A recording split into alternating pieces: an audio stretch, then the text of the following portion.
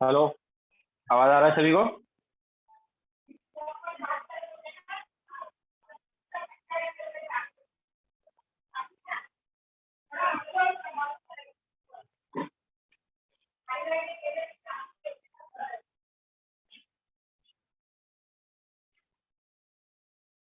तो good afternoon to all. Last time हमने get equipped to JEE Mains का question number 16 तक discuss कर लिया था। नाउ हम क्वेश्चन नंबर 17 से स्टार्ट करेंगे।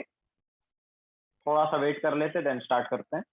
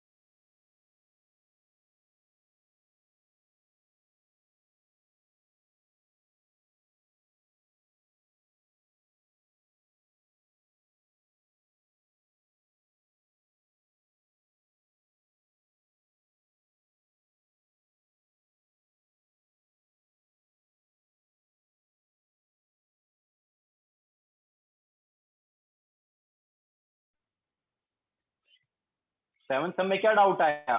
स्टोइशियोमेट्री वाला कॉन्सेप्ट ही लगाया हमने।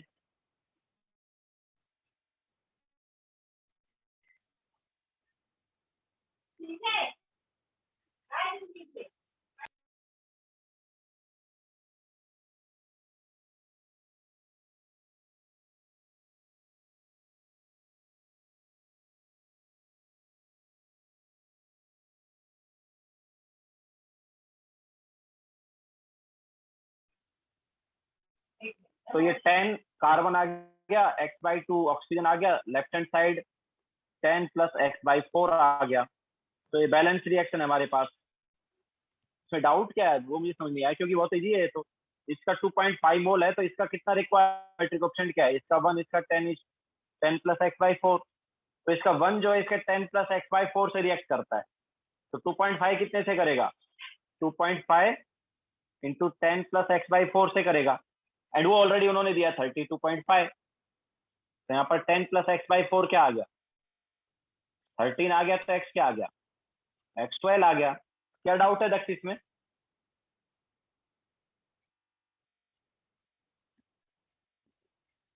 How you balance it? सबसे पहले कार्बन बैलेंस करना है। कार्बन 10, इधर कार्बन 10। देन हाइड्रोजन बैलेंस करना है। तो हाइड्रोजन लेफ्ट साइड में x है, तो राइट साइड में कितना आएगा हाइड्रोजन? बताओ। राइट साइड में भी x आना चाहिए ना, तो x आएगा। जब आगे हम क्या लेंगे? x/2 लेंगे, बिकॉज इसमें H2 में 2 हाइड्रोजन है। राइट साइड और लेफ्ट साइड में हाइड्रोजन सेम होने चाहिए ना। तो लेफ्ट साइड में अगर हम x ले रहे हैं, तो राइट साइड में भी x हाइड्रोजन आना चाहिए। तो वो कब आएगा? जब x/2 लेंगे।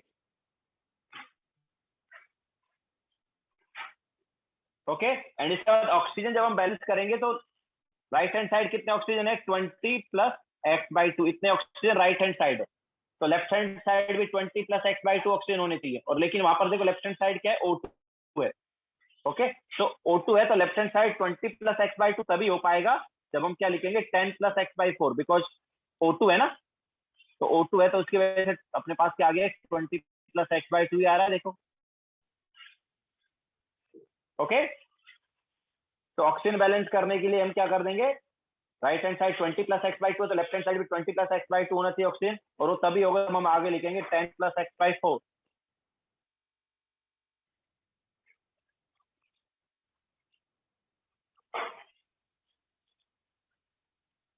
ठीक है, तो चलो अभी स्टार्ट करते हैं हम क्वेश्चन नंबर 17 से। तो which of the following has the greatest number of oxygen atom. तो greatest number of oxygen atom देखते हैं, तो फर्स्ट वाले में देखो क्या है, 10 ml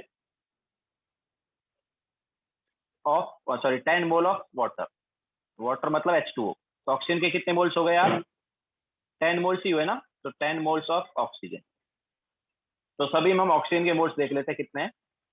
सेकंड वाले में देखो 200 ग्राम ऑफ C12H22O11, तो इसके मोल्स कितने हो गए, 200 डिवाइड बाय 342, इसका मोलार मास 342 है, तो इतने मोल्स हो गए इसके। तो ऑक्सीजन के मोल्स कितने होंगे, देखो 11 टाइम्स हो जाएंगे ना, क्योंकि एक में कितना है, एक में हमारे पास 11 ऑक्सीजन है। ठीक है, तो इतने मोल्स ऑफ हो गए C12H22O11, तो ऑक्सीजन के मोल्स क्या हो जाएंगे,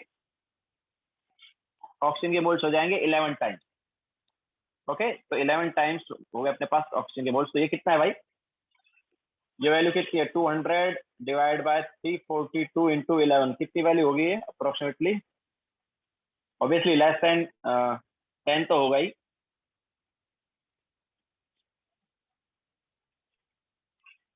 ये जो है ये 6.43 है। ठीक है, लेस देन 10 आएगा वो तो पता चल ही रहा है, क्योंकि 200 बाय 342 जो है काफी छोटा हो गया। देन सी ऑप्शन में क्या है, 144 ग्राम ऑफ O3, तो कितने मोल्स हो गए यार, तो 144 डिवाइड बाय मोलार मास क्या है O3 का, 48, तो इतने मोल्स हो गए ऑफ O3। तो O के मोल्स कितने होंगे, 3 टाइम्स ना, मोल्स ऑफ O हो गया, कितना है ये,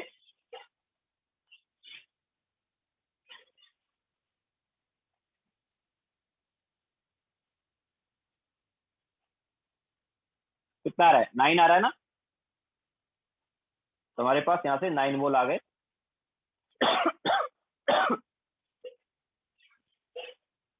देन डी ऑप्शन में क्या है,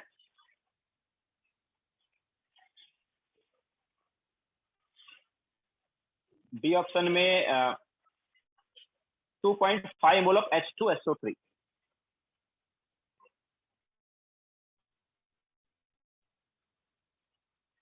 तो ऑक्सीजन के कितने मोल्स हो जाएंगे, 3 टाइम्स हो जाएंगे ना, दैट इज 7.5।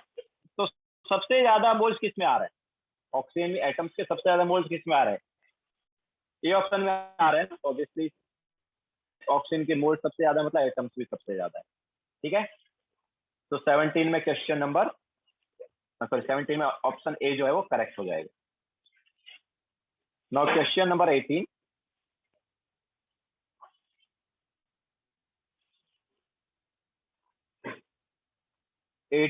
में following substance contains the greatest mass of chlorine. Chlorine का मास, तो ए ऑप्शन में तो ऑलरेडी उन्होंने दिया हुआ है हमें 5 gram of chlorine. B option में कितना होगा, तो बी ऑप्शन में क्या दिया, देखो 60 ग्राम ऑफ NaClO3, तो कितने मोल्स हो गए यार, 60 डिवाइड बाय इसका मोलार मास कितना है NaClO3 का 23 होता है, Cl का 35.5 प्लस ऑक्सीजन जो है उसका 48, तो इतने मोल्स आ गए। तो कितना है,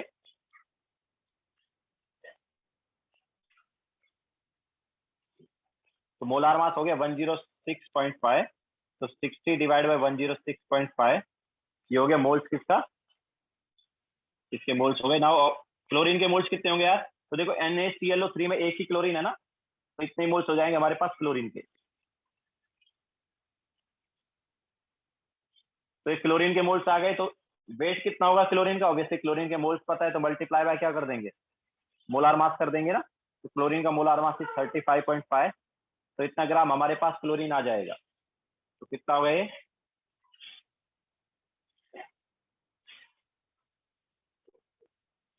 तो ये हमारे पास आ रहा है 20 gram. Okay, so B option में क्लोरीन का जो मास है वो आ रहा है 20 gram. Now C option, C option में 0.1 मोल ऑफ KCl। तो 0.1 मोल ऑफ KCl में ऑब्वियसली क्लोरीन का कितना मोल होगा, 0.1 ही होगा ना, बिकॉज एक KCl में एक क्लोरीन है, तो 0.1 mole of Cl। Now Cl का मोल पता है, तो Cl का मास कितना हो जाएगा, मल्टीप्लाई बाय 35.5, तो कितना आ गया ये, this is 3.55 gram. Then D option जो है उसमें क्या है, it is 0.5 mole of Cl2। अब Cl2 दिया, देखो Cl नहीं दिया, क्या दिया, Cl2। तो 0.5 मोल Cl2 है, तो मोलार मास से मल्टीप्लाई करेंगे, तो मोलार मास अभी चलेंगे 71, क्योंकि Cl2 दिया है। तो कितना आया ये, दैट इज नथिंग बट 35.5 ग्राम। तो क्या पूछा है, ग्रेटेस्ट मास पूछा है ना, तो ग्रेटेस्ट मास किसमें आएगा यार, डी ऑप्शन में आएगा 35.5, और किसी में 35.5 नहीं आ रहा था। ए ऑप्शन में 5 था, बी में 20 ग्राम था, सी में 3.55 था, और डी में कितना 35.5। ओके,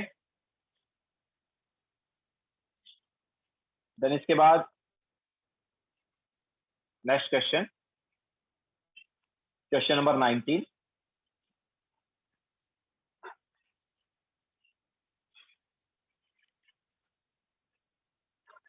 तो क्वेश्चन नंबर 19 में क्या, विच of the following samples contains the smallest number of atoms. Smallest number of atoms किसमें है, तो देखो 1 ग्राम ऑफ CO2, तो 1 ग्राम ऑफ CO2 में कितने मोल्स हो गए यार, 1 डिवाइड बाय 44 मोल्स हो गए, तो ये मोल्स ऑफ CO2 है। तो एटम्स के मोल्स कितने होंगे यार, एक मॉलिक्यूल में 3 एटम है ना, एक मॉलिक्यूल में 3 एटम है, तो 3/44 मोल्स ऑफ एटम हो गए। बी ऑप्शन में क्या है भाई, बी ऑप्शन में 1 ग्राम ऑफ C8H18, तो मोलार मास कितना है इसका यार, तो 1 divide bye molar mass, molar mass is 114 I think. तो इतने मोल्स हमारे पास आ गए इसके, मोल्स ऑफ C8H18। तो नंबर ऑफ मोल्स ये हमारे पास C8H18 क्या है। और एटम्स के मोल्स अगर देखने तो एक मॉलिक्यूल में कितने एटम है यार, कार्बन के 8 है और हाइड्रोजन के 18 है, मींस 26 है ना। तो 26 divide by 114 moles of atom आ गए यहाँ पर।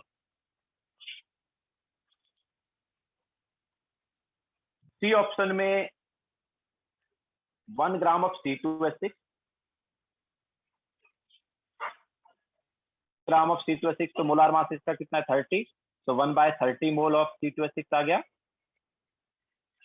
एंड एटम्स के मोल्स क्या होंगे, ऑब्वियसली एक मॉलिक्यूल में कितने एटम्स हैं, 8 एटम्स है ना, 2 कार्बन के 6 हाइड्रोजन के, 8 टाइम्स कर देंगे तो 8/30 मोल ऑफ C2H6।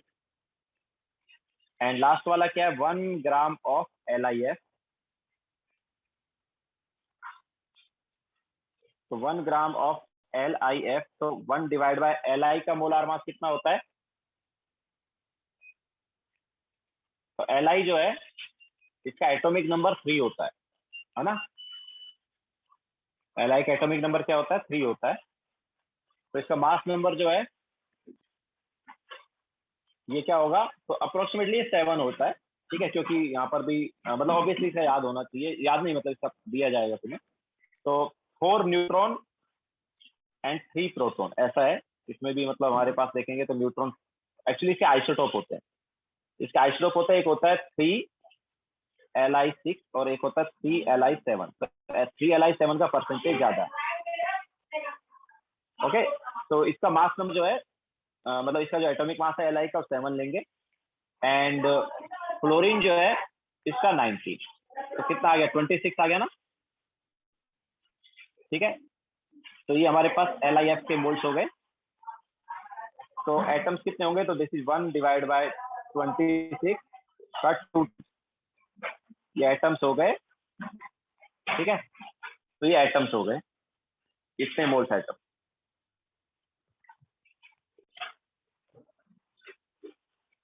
तो सबसे स्मॉल देखना है हमें यहाँ पर, सबसे स्मॉल वाला क्या रहेगा यार? तो फर्स्ट वाला कितना है? 3.44। 3.44 मतलब 0.068। सेकेंड वाला है 26/114, दैट इज 0.228। थर्ड वाला है 8/30, दैट इज 0.266। एंड लास्ट वाला है 2/26, एंड दैट इज 0.076। तो स्मॉलेस्ट वाला कौन सा हुआ? ऑब्वियसली स्मॉलेस्ट वाला जो है वो ए वाला हो। Okay, smallest number of atoms किस में आ जाएंगे? ए में आ जाएंगे।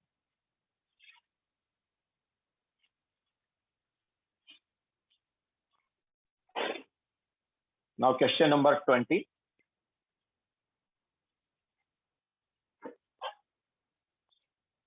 The weight of NO having the same number of oxygen atoms present in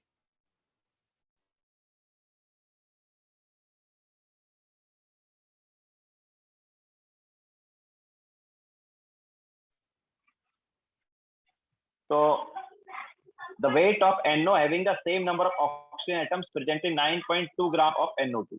तो मतलब ऑक्सीजन के मोल्स जो हैं दोनों में सेम होने चाहिए। ओके, NO में और NO2 दोनों में ऑक्सीजन के मोल्स सेम होने चाहिए। तो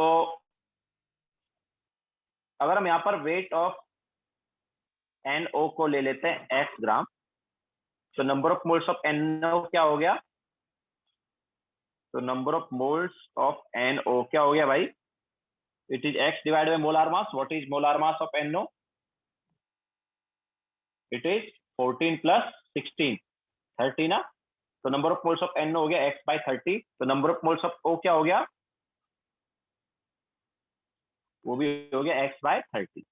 ठीक है, इसके बाद वेट हमें कितना दिया है NO2 का? वेट ऑफ NO2 जो है वो दिया है 9.2 ग्राम। तो number of moles of NO2 क्या हो जाएगा? Number of moles of NO2 is 9.2 divide by 92 because sorry 46। Molar mass इसका क्या है? 46 है। तो इतने मोल्स हो गए NO2 के। Now number of moles of O कितने होंगे इसमें यार? एक NO2 में कितने ऑक्सीजन है? 2 है ना। तो number of moles of O क्या हो जाएगा? 2 टाइम्स। तो वो क्या बोल रहा है कि जितने एटम्स इस NO में है उतने ही एटम्स, सॉरी जितने एटम्स ऑफ ऑक्सीजन जो है NO में है उतने ही नंबर ऑफ एटम्स जो है NO2 में भी। ठीक है, तो NO का हमें वेट निकालना है। तो ऑब्वियसली दोनों में number of atoms of oxygen same है, मतलब number of moles of oxygen same है। तो दोनों के मोल्स, ऑक्सीजन के मोल्स हम क्या करेंगे? इक्वेट करेंगे। तो x/30 is equal to 2 times of 9.2/46। ठीक है, तो ये हमारे पास क्या आ जाएगा? 12 आ जाएगा क्या? 12 आएगा ना, बिकॉज ये 0.2 टाइम्स कैंसल आउट होगा एंड 0.2 टाइम्स कैंसल आउट हुआ तो 0.2 इंटू 2.4, यस 12 आ जाएगा। क्लियर है?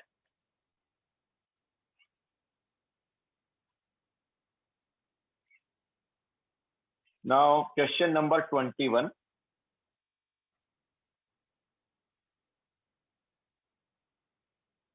The number of moles of carbon dioxide which contains 8 gram of oxygen. तो देखो, मोल्स ऑफ कार्बन डाइऑक्साइड बताना है जिसमें 8 ग्राम ऑक्सीजन हो। तो CO2 जो है, CO2 की बात कर रहे हैं। तो सबसे पहले तो number of moles of oxygen क्या है? तो number of moles of oxygen जो है वो कितना हो गया? 8 ग्राम ऑक्सीजन है तो 8 डिवाइड बाय 16 ऑक्सीजन का वेट है।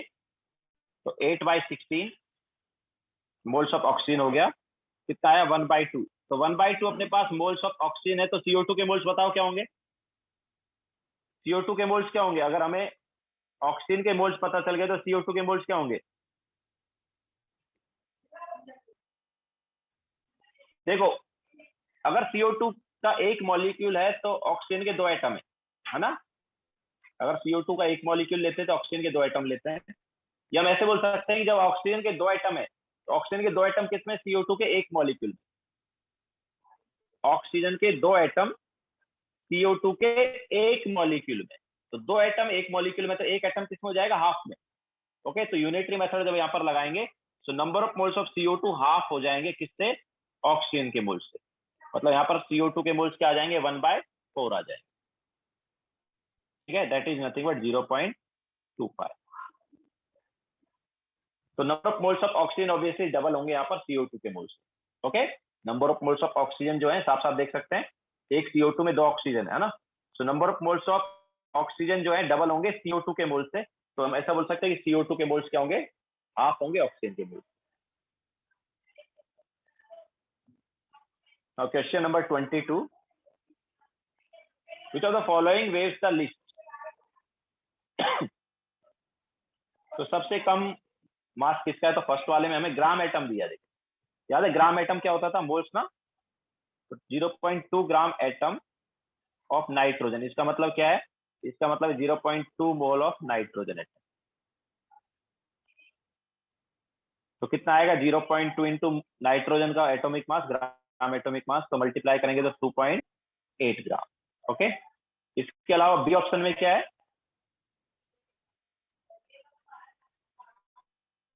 तो बी ऑप्शन में हमें यहाँ पर दिया है 3 इंटू 10⁻23 एटम्स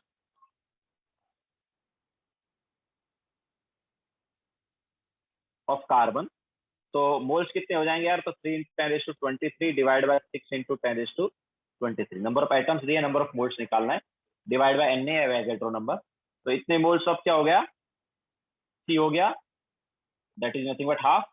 तो हाफ मोल हमारे पास कार्बन आ गया, तो इसका वेट क्या होगा, मल्टीप्लाई बाय कार्बन का ग्राम एटॉमिक मास, जो कि क्या है 12 है। ठीक है, तो कितना आ गया, 6 ग्राम आ गया। देन ऑप्शन में क्या है, 1 मोल एटम्स ऑफ सल्फर। तो सल्फर का यहाँ पर हमें मोल्स दिया है, मल्टीप्लाई बाय मोलार मास कर देंगे, तो क्या आ गया 32 ग्राम।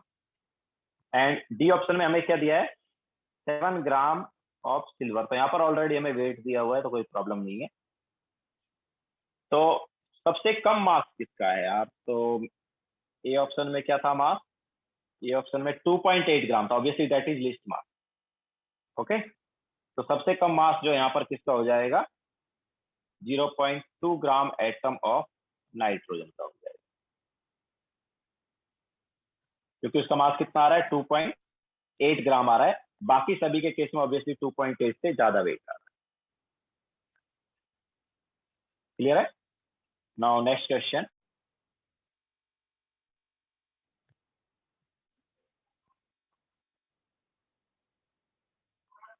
which one of the following statement is not correct? 1 gram atom of silver waves, तो 1 ग्राम एटम मतलब 1 मोल, तो 1 मोल ऑफ सिल्वर एटम का वेट क्या होगा, obviously multiply by gram atomic mass, that is 108। तो ये तो करेक्ट है। बी ऑप्शन में क्या है, 1 mole of CO2 and NH3 at STP occupies same volume, yes that is also correct. तो NTP पर दोनों का वॉल्यूम क्या होगा, 22.4 लीटर हो जाएगा फॉर बोथ, तो दैट इज ऑल्सो करेक्ट। तो सी क्या है, 1 mole of Ag weighs more than 1 mole of Zn। So 1 mole Ag जो है इसका वेट है 108 gram, and 1 mole of Zn का वेट कितना है, जो Zn का ग्राम एटॉमिक मास या मोलार मास है उसके हिसाब से, तो Zn जो है वो आता है 65। ठीक है, तो obviously that is also correct. ठीक है, तो ABC तीनों करेक्ट है। व्हाट अबाउट डी, तो डी जो है उसमें क्या है, 1 gram molecule of CO2 is 44 times heavier than 1 molecule of CO2। क्या ये करेक्ट है क्या भाई, देखो 1 ग्राम मॉलिक्यूल, 1 ग्राम मॉलिक्यूल मतलब 1 मोल मॉलिक्यूल, तो 1 मोल मॉलिक्यूल जो है कितना हुआ, दैट इज नथिंग बट 44 ग्राम। ठीक है, और एक मॉलिक्यूल का मास कितना है? एक मॉलिक्यूल का मास कितना है बताओ? एक मॉलिक्यूल का मास जो है ये कितना है? इट इज 44 AMU, याद है क्या? तो एक्चुअली क्या है, ये एक मॉलिक्यूल का मास है और ये 1 मोल मॉलिक्यूल का मास है। Okay, so 44 gram and 44 AMU में क्या डिफरेंस है?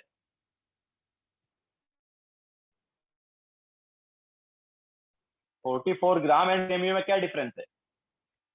एक्चुअली 44 ग्राम जो है, या इसको अगर हम AMU को ग्राम में कन्वर्ट करेंगे तो ये आता है 44 इंटू 1.67 इंटू 10⁻⁻24 ग्राम। तो इतना हमारे पास होता है एक मॉलिक्यूल का मास। ठीक है, ये एक मॉलिक्यूल का मास है। तो एक्चुअल में ये एक मॉलिक्यूल का मास है और ये 1 मोल मॉलिक्यूल का मास है, तो Na का डिफरेंस आ रहा है।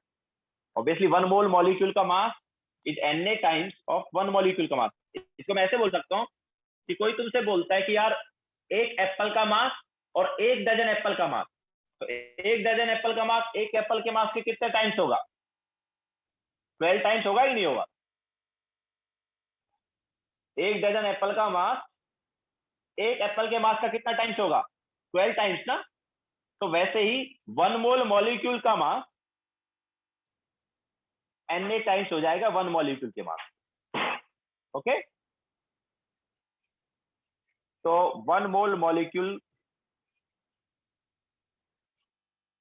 मास इज, और इन दोनों से तुम कंपेयर करके भी देख सकते हो। ठीक है, ये 44 ग्राम जो है ये इसका कितना टाइम्स है? Na times. तो 1 mole molecule mass is 6 into 10⁻23 times of mass 1 molecule. ठीक है, तो 1 मोल मॉलिक्यूल का मास जो है it is 6 into 10⁻23 times of mass of 1 molecule. तो डी ऑप्शन क्या हो गया? रॉन्ग हो गया। तो उसने क्या बोला था कि एक मॉलिक्यूल का मास, सॉरी एक मोल मॉलिक्यूल का मास जो है ये 44 टाइम्स होगा, इसने ये बोला था। बट 44 टाइम्स नहीं होगा, कितना टाइम्स होगा? 6 इंटू 10⁻23 टाइम्स होगा। ओके, तो ये जो ऑप्शन था डी वाला, ये क्या हो गया था? रॉन्ग हो गया। ओके, तो यहाँ पर हमारे पास डी ऑप्शन आ जाएगा, बाकी सारे correct.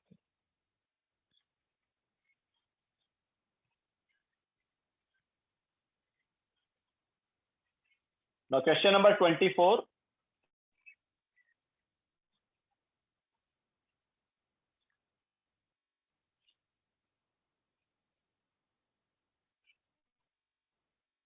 A mixture contains n moles of H2 and NO, sorry, n moles of H2 and 2n moles of CH4. The ratio of number of moles, sorry, number of C2H atoms in mixture. Okay. तो carbon के atoms कितने होंगे यार? तो number of moles of H2 आ गया n, and number of moles of CH4 जो है वो आ गया 2n। तो number of moles of carbon क्या है बताओ? तो कार्बन तो सेकंड वाले में ही है ना यार। कार्बन के मोल्स कितने हो गए? 2n हो गए। What about number of moles of hydrogen? तो देखो हाइड्रोजन फर्स्ट वाले में भी आ रहा है और सेकंड वाले में भी आ रहा है, दोनों में हाइड्रोजन। तो फर्स्ट वाला है, देखो फर्स्ट वाले में हमें number of moles of H2 दिया n, तो H2 के मोल्स n है, तो H के मोल्स कितने हो जाएंगे? H2 मॉलिक्यूल जो है उसके मोल्स हमारे पास कितने n है, तो H के मोल्स कितने हो जाएंगे? डबल हो जाएंगे ना। तो ये फर्स्ट वाले से आया, तो number of moles of H in H2 क्या आ गया? 2n आ गया। इसके अलावा CH4 में देखो, CH4 के मोल्स हैं 2n, तो CH4 के अगर मोल्स 2n है तो उसमें हाइड्रोजन के मोल्स कितने होंगे? उसमें हाइड्रोजन के मोल्स कितने होंगे? 4 टाइम्स हो जाएंगे ना, बिकॉज एक CH4 में हाइड्रोजन कितना है? 4 है। ओके, तो 4 टाइम्स ऑफ 2n आ गया। तो कितना आ गया ये? That is nothing but 2n plus 8n, ये हम बोल सकते हैं 10 है। ओके, तो हमारे पास number of moles of hydrogen पूरे मिक्सचर में कितने आ गए? 10n आ गए। Now ratio of number of carbon to hydrogen atom क्या होगा? ऑब्वियसली जो मोल्स का रेशियो है उनका वही हो जाएगा। तो क्या हो गया? This is 2n upon 10n, हम बोल सकते हैं 1/5। क्लियर है? So this is question number 24।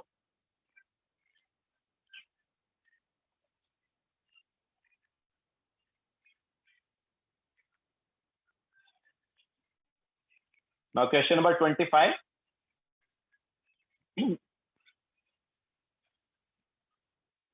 तो 25 में चार्ज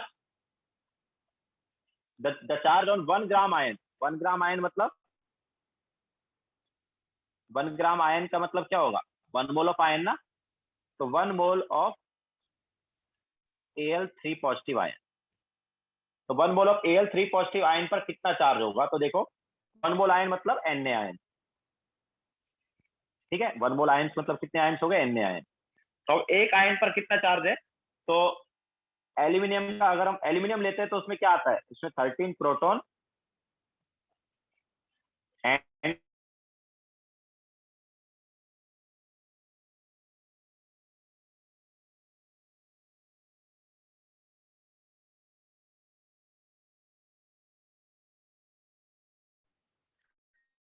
तो 10 प्रोटॉन का चार्ज क्या होगा?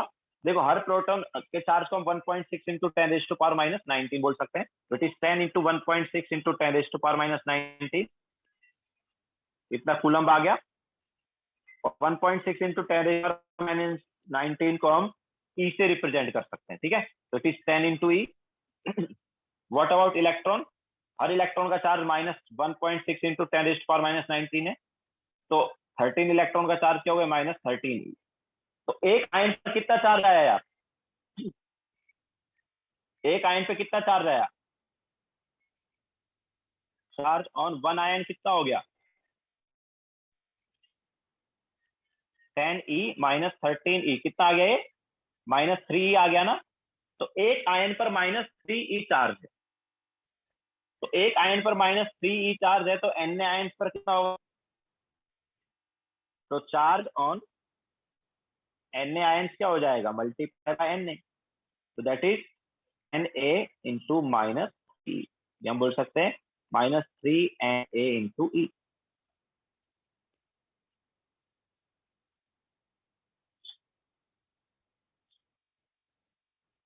Okay, so this is question number 25.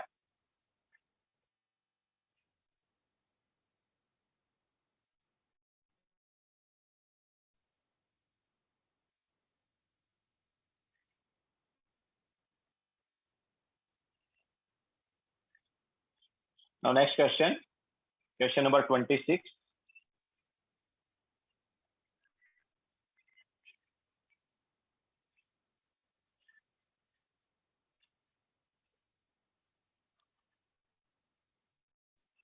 तो क्वेश्चन नंबर 26 में क्या है?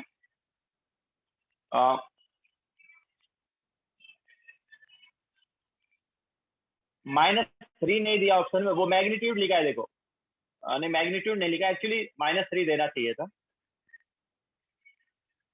Sorry sorry sorry sorry, we have done mistake. Sorry sorry sorry, हमने मिस्टेक किया एक्चुअली. Al3 पॉजिटिव है ना. मिस्टेक हमने किया है. आंसर में कोई प्रॉब्लम नहीं है. Al3 पॉजिटिव है. तो Al3 पॉजिटिव मतलब क्या निकले? इलेक्ट्रॉन निकले. हमने रॉन्ग कर दिया. तो इलेक्ट्रॉन निकले, प्रोटॉन उतने ही रहे.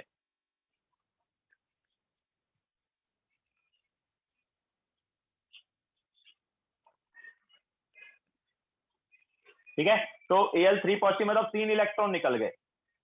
तो कितने इलेक्ट्रॉन होंगे? 10. और प्रोटॉन अपने पास अभी भी 13 रहे. ठीक है, तो प्रोटॉन का चार्ज क्या हो जाएगा?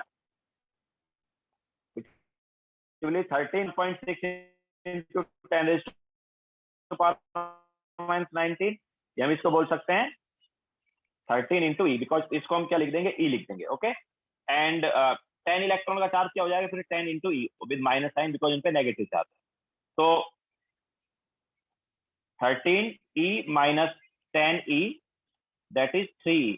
ओके, सो एक आयन पर चार्ज कितना गया? 3 इंटू ई हो गया. तो हमारे पास Na आयन पर चार्ज क्या हो जाएगा? 3 इंटू Na इंटू ई हो जाएगा. ओके, पॉजिटिव आयन बना है. तो पॉजिटिव आयन बना मतलब इलेक्ट्रॉन निकल गए. कितने इलेक्ट्रॉन निकले? 3 पॉजिटिव मतलब 3 इलेक्ट्रॉन निकल गए. तो यहाँ पर इलेक्ट्रॉन निकले थे, प्रोटॉन एडिटिव है.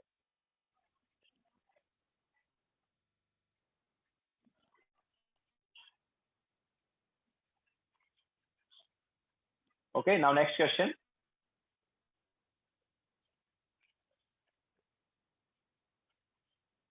तो Cortin is a molecular substance containing 21 atoms carbon per molecule. तो हमारे पास एक सब्सटेंस है जिसमें एक मॉलिक्यूल में 21 कार्बन एटम है. The weight percentage of carbon is this much. What is molecular weight of cortisone? तो याद है हमने एक फॉर्मूला बताया था परसेंटेज वाला, तो डायरेक्ट वो फॉर्मूला अप्लाई कर देंगे. किसी भी कंपाउंड में किसी एलिमेंट का परसेंटेज निकालने का फॉर्मूला बताया था ना, तो percentage equal to number of atoms into atomic mass of element, that is carbon का 12 डिवाइड बाय मॉलिक्यूलर मास या मॉलिक्यूलर वेट इनटू 100. याद आया फॉर्मूला? तो यहां से मॉलिक्यूलर मास क्या आ जाएगा?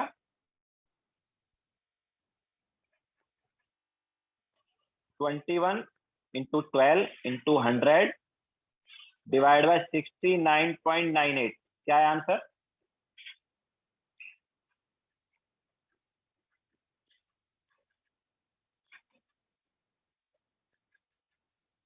तो इट इज 360. मॉलिक्यूलर मास क्या हो गया? 360.25 हो गया. ओके, तो ऑप्शन में हमें यहां पर क्या दिया है? ऑप्शन में हमें 360.1 दिया है क्या? 360.1 दिया है. ओके, एंड हमारा आ रहा है 0.25. ठीक है, चलेगा, कोई प्रॉब्लम नहीं है.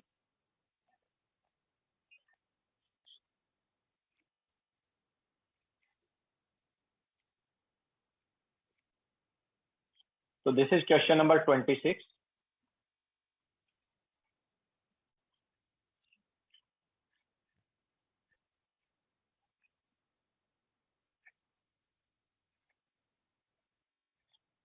एक्चुअली 360.1 ही आ रहा है, हमने शायद पहले कुछ मिस्टेक किया होगा कैलकुलेशन में. It is 360.1.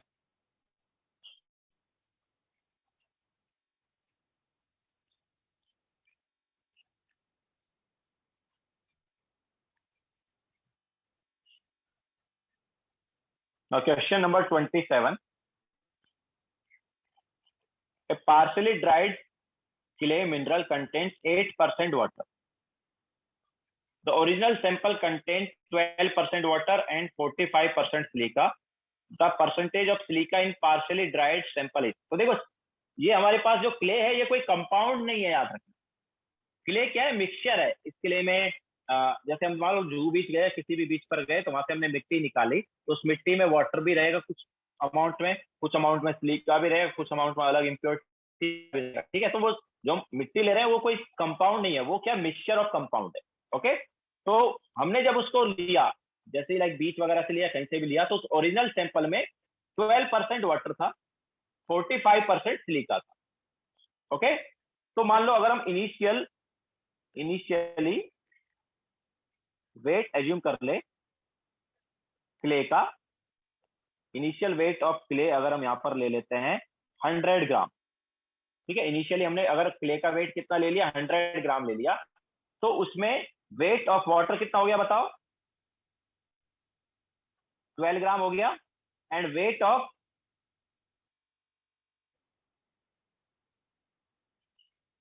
सिलिका कितना हो गया? वेट ऑफ सिलिका हो गया 45 ग्राम. ओके, ये इनिशियल वाला है.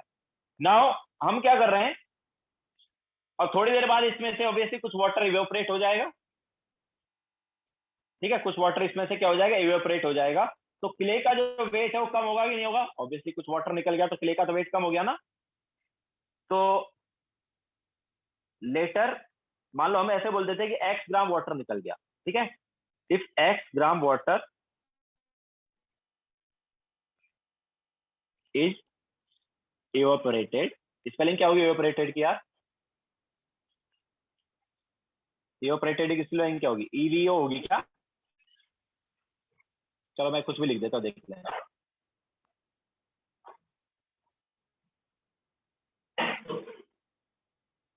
EVAPORATED. Okay, EVAPORATED.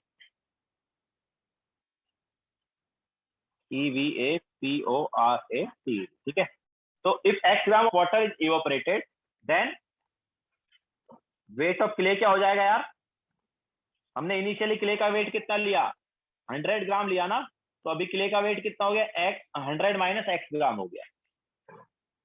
And weight of water क्या आ गया, पहले वेट ऑफ वाटर कितना था 100 ग्राम, जब हमने लिया था तो उसमें वेट ऑफ वाटर था 12 ग्राम, लेकिन अब 12 ग्राम में से एक्स ग्राम तो निकल गया, तो 12 minus x gram. But silica का वेट उतना ही रहा, उसमें कोई चेंज नहीं आया क्योंकि सिलिका तो निकला नहीं। तो सिलिका हमारे पास पहले 45 ग्राम था, अभी भी 45 ग्राम। अब देखो उन्होंने बोला है कि परसेंटेज जो है वाटर का वो 8% है, वाटर का 8%, मतलब वाटर भी क्या 8%। लेकिन देखो कुछ लोग यहीं पर मिस्टेक कर देते हैं, कुछ लोग क्या करते हैं, ये वेट ऑफ वाटर को 8 ग्राम लिख देते हैं, बट दैट इज रॉन्ग। ये 8 ग्राम तो तब होता ना यार जब ये क्ले का वेट 100 ग्राम होता, बट अभी क्ले का वेट 100 ग्राम थोड़ी है, वो तो 100 से कम हो गया क्योंकि कुछ वाटर निकल गया। तो यहाँ पर जो मिस्टेक कर दिया जाता है, काफी लोग यहीं पे मिस्टेक कर देते हैं कि 12 माइनस एक्स की बजाय वो क्या ले लेते हैं, इसको 8 ले लेते हैं, but this 12 minus x is not 8। ये 8 तब होता है जब टोटल वेट हमारे पास क्या होता 100 होता, but total weight is not 100, it is 100 minus X. Okay, तो परसेंटेज ऑफ वाटर कितना है 8 है, तो 8 is equal to 12 minus X divide by 100 minus X into 100। Okay, हम ये जरूर बोल सकते हैं ऐसा होगा। तो क्या आएगा, एक्स की वैल्यू निकाल लेते हैं, 800 minus 8x is equal to 1200 minus 100x। तो यहां से x की वैल्यू आ जाएगी, x आ जाएगा इधर से 400/92। ओके, x की वैल्यू क्या आ गई 400/92 आ गई इधर।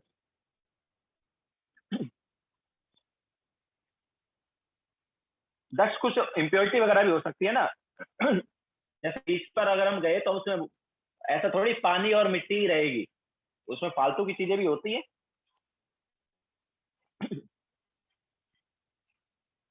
तो हाँ, नाउ परसेंटेज ऑफ सिलिका क्या होगा,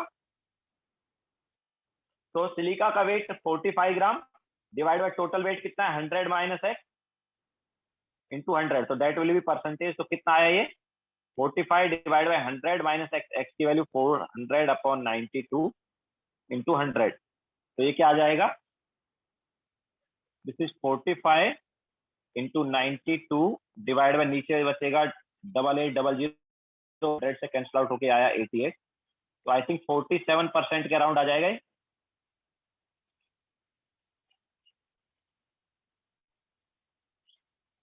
कितना आएगा 47 के अराउंड आ रहा होगा ना,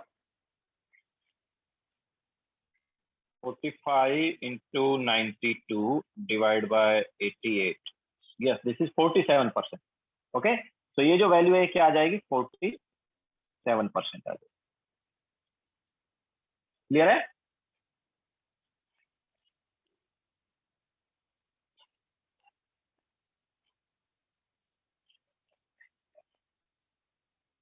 ओके। तो यहाँ पर जो मेनली मिस्टेक करते हैं, जैसे मैंने पहले ही बताया कि 12 माइनस एक्स की बजाय क्या ले लेते हैं 8 ले लेते हैं, बट 12 माइनस एक्स की बजाय 8 नहीं लेना है, 8 तो तब लेते हैं जब टोटल वेट किले का कितना होता 100 होता, और टोटल वेट किले का 100 हो ही नहीं सकता क्योंकि हम उसका इनिशियल वेट भी 100 मान रहे हैं और बाद में भी 100 मान रहे हैं, तो ऐसा हो ही नहीं सकता ना।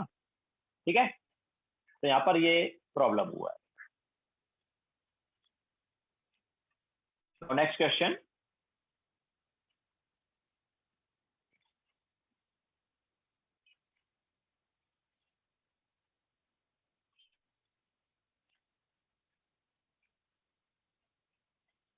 Question number 28. The compound, a compound contains 28% nitrogen and 76% metal by mass, and 3 atoms of metal combined with 2 atoms of nitrogen. The atomic mass of metal is. तो नाइट्रोजन का जो परसेंटेज है वो 28 है, मेटल का जो परसेंटेज है वो 3 है, सॉरी मेटल का जो परसेंटेज है वो 72 है, एंड ऑब्वियसली नाइट्रोजन का अगर हम यहाँ पर देखेंगे तो देखो 28% नाइट्रोजन है, तो it should be number of atoms of nitrogen that is 2 into atomic mass of nitrogen 4, it is 40 divide by पूरे का मॉलिक्यूलर मास, तो पूरे का मॉलिक्यूलर मास क्या होगा यार, 2 एटम्स हमारे पास नाइट्रोजन के हैं एंड 3 एटम्स मेटल के। तो मान लो मेटल का एटॉमिक मास ए है, तो 3 इंटू ए इंटू 100। ओके, तो ये परसेंटेज ऑफ नाइट्रोजन हमने निकाल लिया। तो परसेंटेज ऑफ नाइट्रोजन निकाल लिया तो ऑब्वियसली ए का वैल्यू आ सकता है। तो यहाँ से 28 से 28 कैंसिल आउट हो गया, तो ये आ गया 28 plus 3a is equal to 100। हम बोल सकते हैं 3a इज इक्वल टू 72। तो ए का वैल्यू क्या आ गया, 24 आ गया। तो जो मेटल है उसका एटॉमिक मास क्या हो गया, 24 हो गया।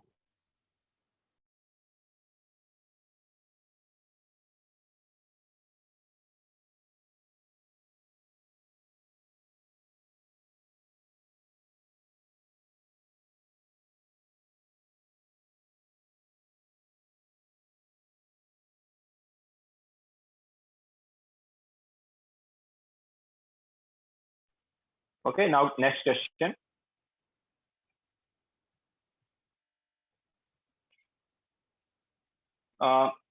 An organic compound on analysis was found to contain 0.04014% nitrogen. If molecule contains 2 nitrogen atom, then वही obviously molecular mass निकालना है, तो same formula लगाएंगे। तो percentage of nitrogen is equal to number of atoms of nitrogen into atomic mass of nitrogen divided by molecular mass into 100। तो यहाँ से molecular mass क्या आ जाएगा, it is 14 into 2 into 100 divided by 0.014। तो कितना है ये, आई थिंक दिस इज ये आएगा 2 लाख आ जाएगा क्या, 2 लाख आ जाएगा सर। ओके, 2 जीरो ऑलरेडी है, इधर से 3 जीरो और आ जाएंगे तो 5 जीरो हो जाएंगे, मतलब मीन्स 2 लाख आ जाएगा। Okay,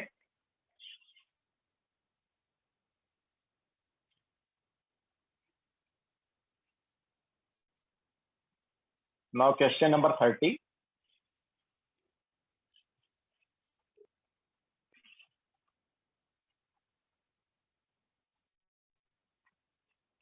an element x have 3 isotope. तो एक कोई एलिमेंट उसके 3 आइसोटोप हैं, एक है X20, एक है X21 और एक है X22। The percentage abundance of X20 is 90। तो X20 वाले का 90% है हमारे पास, और इसका एवरेज एटॉमिक मास दिया है, हमें X21 का परसेंटेज निकालना है। तो मान लो इसका परसेंटेज हमारे पास, हम कुछ ले लेते हैं, मान लो स्मॉल एक्स। तो इसका परसेंटेज अगर स्मॉल एक्स है तो बताओ 22 वाले का परसेंटेज कितना होगा, 22 वाले का 10 माइनस एक्स होगा ही नहीं होगा। क्यों, क्योंकि परसेंटेज का सम क्या होगा, 100 ना। तो 10 90 ये हो गया, तो इन दोनों का कितना होगा मिला के, इन दोनों का मिला के 10 होगा। तो अगर हमने एक का एक्स मान लिया तो दूसरे का क्या हो जाएगा, 10 माइनस एक्स। तो ये तीनों का परसेंटेज है। अब फॉर्मूले में सब्स्टिट्यूट कर लेते हैं एवरेज एटॉमिक मास वाले में। Average atomic mass is equal to percentage into mass number. इसी टाइप से दूसरे का परसेंटेज इंटू मास नंबर, इसी टाइप से तीसरे का परसेंटेज इंटू मास नंबर।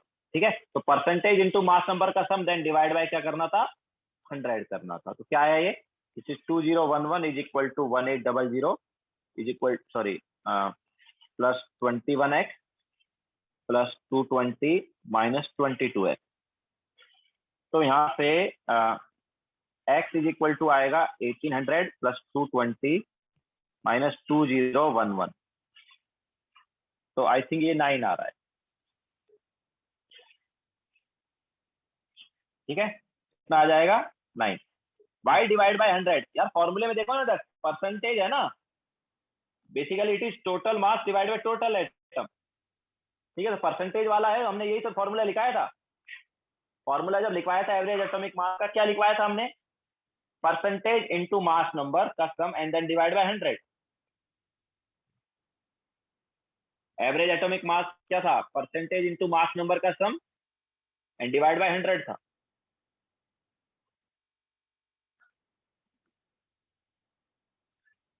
हमने परसेंटेज की बात की, टोटल एटम 100 एज्यूम कर लिया, एक तरह से ऐसा बोल सकते हैं। तो total mass divide by total atom.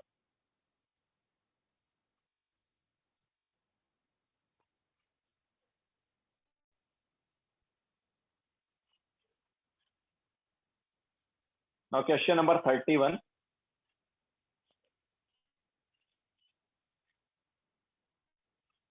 The O18 to O16 ratio in some meteorites is greater than that used to calculate the average atomic mass of oxygen on Earth. The average atomic mass of an atom of oxygen in these meteorites is greater than or less than of oxygen. तो देखो हमारे अर्थ पे जो oxygen है उससे average atomic मास जो है वहां पर ज्यादा होगा या कम होगा ये हमें बताना है. तो देखो वो क्या बोल रहा है कि O18 से O16 का रेशियो बढ़ रहा है. ठीक है, तो if O18 to O16 ratio बढ़ेगा then obviously percentage of O18 बढ़ेगा, और अगर परसेंटेज ऑफ O18 बढ़ेगा तो एवरेज एटॉमिक मास भी बढ़ेगा, क्योंकि परसेंटेज ऑफ O18 बढ़ेगा तो O16 क्या होगा, कम होगा. ओके, तो O16 का परसेंटेज कम होगा, O18 का परसेंटेज बढ़ जाएगा, तो एवरेज एटॉमिक मास बढ़ जाएगा. तो हमारे पास क्या आ जाएगा, वहां पर क्या होगा, एवरेज एटॉमिक मास जो है अर्थ से क्या हो जाएगा, ज्यादा हो जाएगा, क्योंकि हमारे पास O18 का परसेंटेज बढ़ रहा है. तो करेक्ट ऑप्शन हो जाएगा B, greater than. Question number 32. 6.023 into 10 raised to 23 molecule of CaOH whole twice react with 3.01 into 10 raised to 22 molecules of HCl. Number of moles of CaCl2 obtained. तो देखो हमारे पास रिएक्शन है CaOH whole twice plus HCl gives CaCl2 plus H2O. Reaction को balance करना पड़ेगा and now I it is balance. ठीक है, तो ये हमारे पास बैलेंस रिएक्शन हो गया. तो देखो इसके कितने मॉलिक्यूल हैं, it is 6.02 into 10 raised to 23 molecule ना. तो मोल्स के लिए क्या करें, divide by 6.02 into 10 raised to 23, that is 1 mole. तो हमारे पास 1 mole of CaOH whole twice है. एंड HCl के कितने मोल्स हैं यार, it is 3.01 into 10 raised to 22 divide by क्या करेंगे, 6.02 into 10 raised to 23. तो कितना है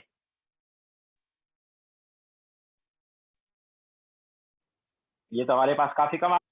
यस, दिस इज 1/20 मोल. तो लिमिटिंग रिएजेंट कौन है यार, तो लिमिटिंग रिएजेंट के लिए क्या करेंगे, मोल्स डिवाइड बाय स्टोइचियोमेट्रिक कोएफिशिएंट करेंगे. इसका 1 आया. ठीक है, मोल्स 1 है, स्टोइचियोमेट्रिक कोएफिशिएंट 1 है, तो इसका 1 आ गया. यहाँ पर मोल्स 1/20 एंड डिवाइड बाय 2 भी कर रहे हैं, तो डिवाइड करने पर क्या आ रहा है, 1/40. तो ऑब्वियसली इस वैल्यू स्मॉल. तो हमारे पास HCl जो है वो क्या है, लिमिटिंग रिएजेंट. तो अगर HCl लिमिटिंग रिएजेंट है तो उसी के अकॉर्डिंग हम क्या करेंगे, यूनिटरी मेथड लगाएंगे. तो देखो कितना बनेगा ClCl2, तो 2 मोल से बनता है 1 मोल, 2 मोल से बनता है 1 मोल. तो 1 से कितना बन जाएगा, हाफ, और 1/20 से कितना बन जाएगा, तो 1/20 का हाफ मोल बन जाएगा. तो ClCl2 के क्या आ जाएंगे, ये आ जाएंगे 1/40 मोल्स. तो 1/40 मोल्स कितना हो गया यार,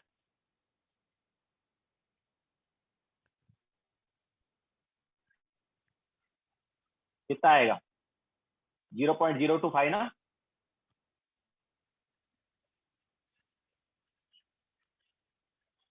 ओके, सो 0.025 मोल्स आ जाएंगे हमारे पास CaCl2.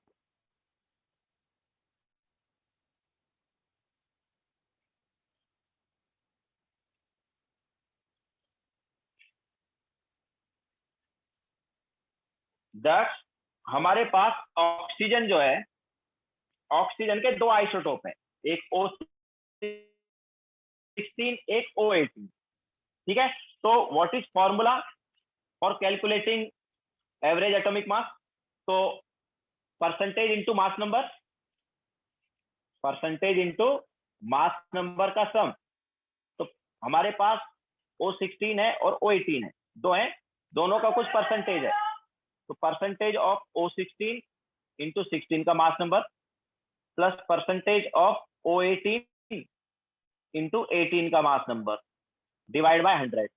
तो ये हमारे पास एवरेज एटॉमिक मास है. तो अब देखो यार, अगर इसका वैल्यू बढ़ेगा, अगर इसका वैल्यू बढ़ेगा तो ओवरऑल वैल्यू बढ़ेगा कि नहीं बढ़ेगा, ये हमारे पास बढ़ जाएगा, और ऑब्वियसली ये कम हो जाएगा. तो ये जो है ये मल्टीप्लाई हो रहा है 16 से, और ये मल्टीप्लाई हो रहा है 18 से, ठीक है। तो हमारे पास अगर परसेंटेज ऑफ O18 बढ़ रहा है तो ओवरऑल वैल्यू भी बढ़ेगा ही नहीं बढ़ेगा?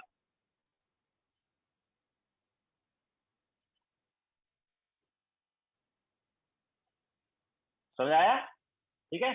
तो O18 बाय O16 का रेशियो अगर बढ़ रहा है तो परसेंटेज ऑफ O18 बढ़ रहा है, और अगर परसेंटेज ऑफ O18 बढ़ रहा है तो हमारे पास ऑब्वियसली थोड़ा पहले से ज्यादा एवरेज एटॉमिक मास हो जाएगा, ठीक है। इसको हम ऐसे भी बोल सकते हैं कि ज्यादा मास नंबर वाले का अगर परसेंटेज बढ़ा तो एवरेज एटॉमिक मास बढ़ा, अगर कम मास नंबर वाले का परसेंटेज बढ़ा तो एवरेज एटॉमिक मास कम होगा, ठीक है। इसको तुम एक सिंपल एग्जांपल से देख लो ना यार। अगर हम इसको ऐसे सोचें कि यार हमारे पास क्लास में 30 स्टूडेंट्स थे मान लो, तो 30 स्टूडेंट्स में से मान लो पहले 5 मार्क्स वाले स्टूडेंट्स जो हैं ये थे 20, और 4 मार्क्स वाले स्टूडेंट्स जो थे ये थे 10, ठीक है।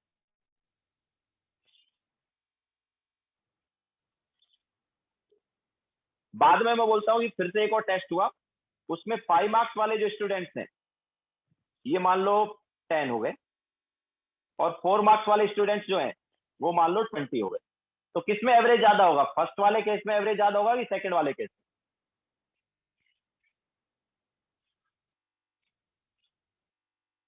फर्स्ट वाले केस में, मतलब फर्स्ट टेस्ट जो हुआ उसमें 5 मार्क्स वाले स्टूडेंट 20 थे, 4 मार्क्स वाले स्टूडेंट 10 थे। सेकंड टेस्ट में 5 मार्क्स वाले स्टूडेंट 10 थे, 4 मार्क्स वाले स्टूडेंट 20 हो गए। तो ऑब्वियसली फर्स्ट वाले टेस्ट में हमारे पास क्या है? एवरेज ज्यादा होगा। समझ आया नहीं आया? क्यों? क्योंकि इसमें हैवियर वाले का या हायर मार्क्स वाले का नंबर ज्यादा है, और सेकंड वाले में लोअर मार्क्स वाले का नंबर ज्यादा है। ओके, समझ आया? तो वैसा ही है, O18 बाय O16 का अगर रेशियो बढ़ रहा है तो मतलब हम ऐसा बोल सकते हैं कि परसेंटेज ऑफ O18 बढ़ रहा है, या O18 के एटम्स ज्यादा आ रहे हैं, तो हमारे पास एवरेज एटॉमिक मास बढ़ जाएगा।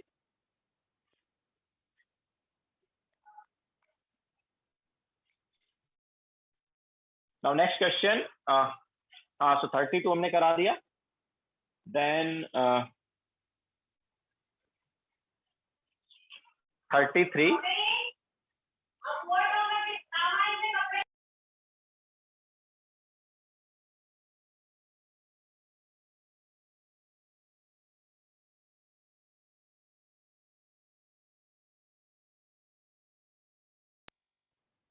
सो 33 में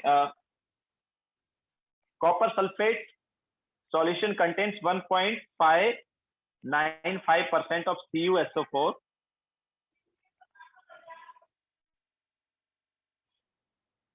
तो 1.595% ऑफ CuSO4 है। डेंसिटी जो है सॉल्यूशन का हमें दिया 1.2 ग्राम पर ml। हमें मोलरिटी निकालना है। तो अब देखो परसेंटेज दिया हुआ है, ओके, परसेंटेज दिया हुआ है, बाय वेट लिखा है, मतलब वेट बाय वेट परसेंटेज है, ठीक है। ये परसेंटेज कौन सा है? Weight by weight. तो हम यहाँ पर क्या कर सकते हैं? एज्यूम कर सकते हैं वेट ऑफ सॉल्यूशन 100 ग्राम। तो हमने 100 gram weight of solution assume कर लिया, तो हमारे पास वेट ऑफ CuSO4 क्या हो गया यार? It is 1.595 gram. ओके, ये CuSO4 का वेट हो गया। नाउ CuSO4 का वेट पता है, और वेट से ऑब्वियसली नंबर ऑफ मोल्स तो आ ही जाएंगे। तो नंबर ऑफ मोल्स पता होना चाहिए मोलरिटी के लिए। इसके अलावा वॉल्यूम ऑफ सॉल्यूशन पता होना चाहिए। अब देखो वॉल्यूम ऑफ सॉल्यूशन कैसे आएगा? तो वेट ऑफ सॉल्यूशन पता है ना, डेंसिटी भी पता है, तो वॉल्यूम सॉल्यूशन आ जाएगा। So what is volume of solution? तो 100, या हम बोल सकते हैं वेट बाय डेंसिटी जो है वो क्या हो जाएगा? वॉल्यूम ऑफ सॉल्यूशन हो जाएगा। तो 100 divide by 1.2, what will be the unit? तो वेट का यूनिट ग्राम है, डेंसिटी का यूनिट ग्राम पर ml है, तो यूनिट क्या आ जाएगा इसका? ml आ जाएगा। ओके, तो this is volume of solution. Now molarity क्या आ जाएगा? तो मोलरिटी के लिए याद है हमने बताया वेट का फॉर्मूला एंड वॉल्यूम का फॉर्मूला ना। तो वेट हमें कितना दिया? 1.595 ग्राम divide bye molar mass of CuSO4। तो CuSO4 का मोलार मास हो जाएगा 159.5। तो ये नंबर ऑफ मोल्स आ गए। Divide by volume in ml, तो वॉल्यूम इन ml अगर हम लेते हैं तो यहाँ पर क्या था, 1000 था। ओके, तो हमने मोलरिटी का एक फॉर्मूला बताया था। तो क्या आ गया ये, तो ये हमारे पास आ जाएगा 0.12। ओके, कितना मोलरिटी आ जाएगा यहाँ पर, 0.12 आ जाएगा। क्लियर है? तो दिस वाज क्वेश्चन नंबर 33।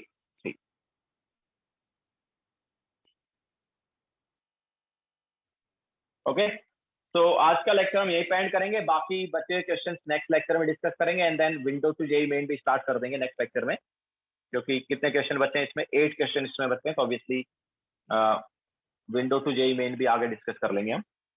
तो आज का लेक्चर हम यहीं पे एंड करते हैं।